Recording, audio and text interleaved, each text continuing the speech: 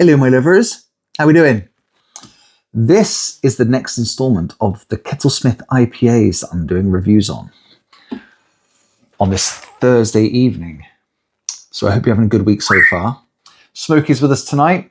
He was in the living room, but he's decided to grace us with his presence, haven't you, mate? What? Don't what me. So this is Ridgeline Red IPA. This is it's one I haven't tried off them before. Same sort of can design. I like that little design in there, like nice little picture. So the tagline with Kettlesmith. Oh, by the way, can I get a like and a follow, like and subscribe, whatever you do for whatever platform you're looking at this on?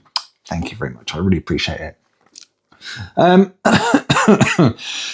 So it says, as they do on their cans, at Kettlesmith, our mission is to craft beers that are familiar yet new, accessible yet full of character, quietly distinctive beers that don't need to shout for attention.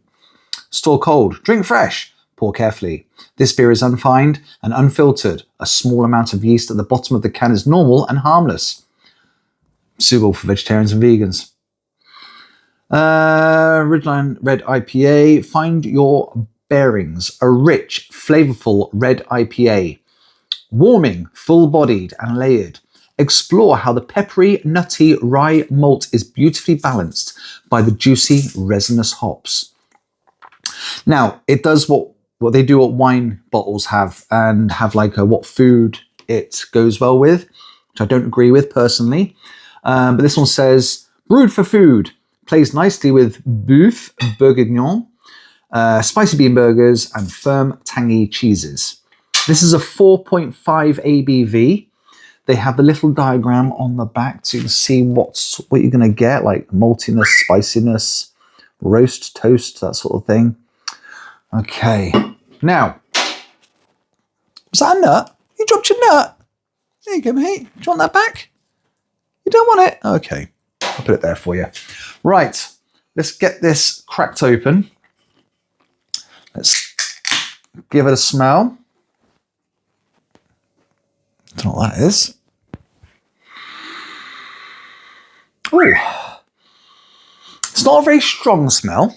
It's a light smell. It doesn't smell fruity, but it smells almost light tropical, if you get me.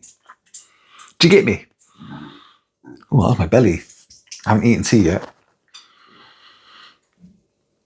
Yeah, it's very mild indeed. I'm not really getting any specific notes of what could be in there, which I don't normally. I've said this before, you can have a can of something like an IPA that says whatever fruits are in there. I can never taste those fruits. You can taste that it's a little bit fruity sometimes, but you can never go, I'm getting pineapple, I'm getting peach, that sort of thing. So, let's get it poured, see what it looks like, see how it smells, and then how it tastes. Oh, quite a dark one. Oh, very dark. Darker than I was expecting. Now, the one yesterday, I think it was a 4.9% alcohol, was my favourite Kettlesmith one so far. And this is a 4.5. Fingers crossed. Does smell nice. Smells like an IPA. Still, it doesn't. They never smell, in my opinion, as they do in the cans when they're in the glass. It doesn't smell as light now it's in the glass. But it does smell nice still. So, okay. This was obtained from the brewery in question. Popped in there yesterday. No, day before yesterday. I'm still waiting for the Redwood to be available. But yeah, these are the other ones that I haven't tried of their ales. So, yeah. Let's go in for a drink. It's quite dark, isn't it? It's almost like Coca-Cola. Can you see through it? Not really. Oh, maybe a little bit. It was that because of the light. There you go. Yeah, you can see a little bit. Okay, let's give it a go.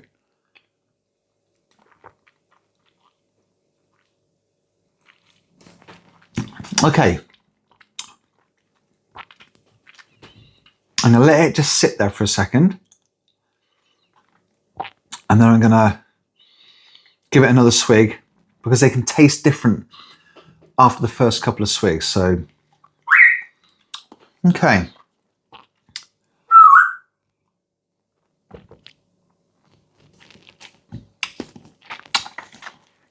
My camera's just been activated. 1 second.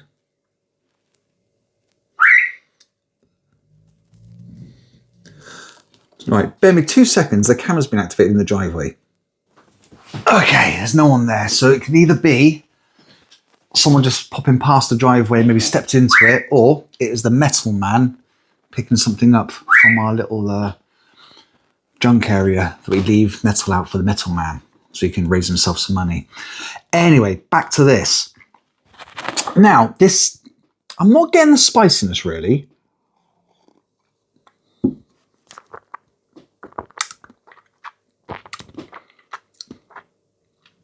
What I am getting the aftertaste, the maltiness.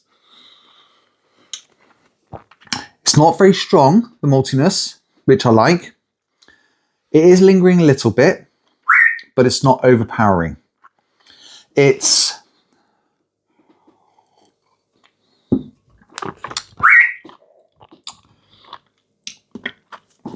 so when I'm drinking ales, I usually find I really like the hazies.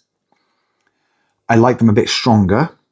And normally anything below, say, 4%, I find can be a little bit watery. Now this is a 4.5, but for my personal preference, this is a little bit on the watery side. I would like it to be a little bit less watery tasting, a little bit more flavour to it. Doesn't mean it's a bad IPA, because it isn't, but I'm trying to be picky. Not as good as the one yesterday, which was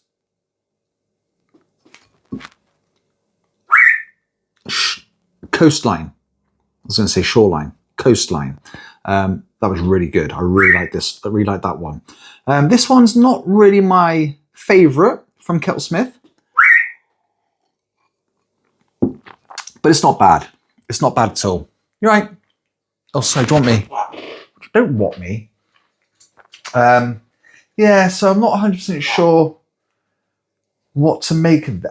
Let's just get into the scoring. So I give it a 1 to 5 for smell, 1 to 5 for taste, and 1 to 5 for aftertaste, hoppiness, maltiness, bitterness, you know? And then I can give it a possible 1, 2, or 3 points of a bonus for the can design. Beep, beep. Now then. Let's go with... What happened? What was it? What happened? Nothing. Okay, so we're going to start with the smell. It smells really nice. In fact, it seems to have changed now, which could be to do with the palate. Well, the palate is non-existent really when it comes to taste. It's all apparently a myth. But maybe it's because I've drunk some and the taste is... and taste and smell are very much linked. So I think the taste has altered the smell now. And you know that. When I was a kid, now I'm in my 50s, when I was a kid at school, you didn't like some food, teachers, ladies, teachers, wherever would go, hold your nose if you don't like it and eat it. You won't be able to taste it as much. And it was true, it changes the flavour a little bit.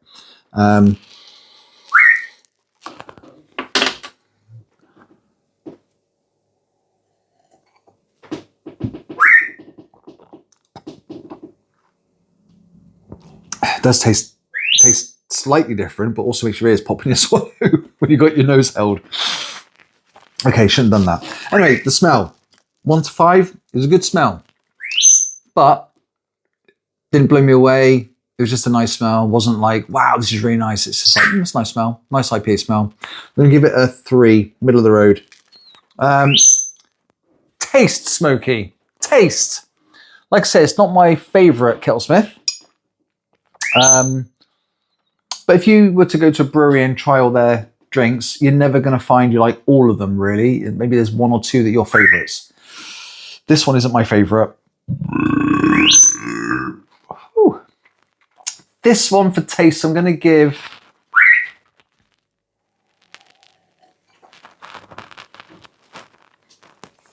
He does that when you take drinks. He goes...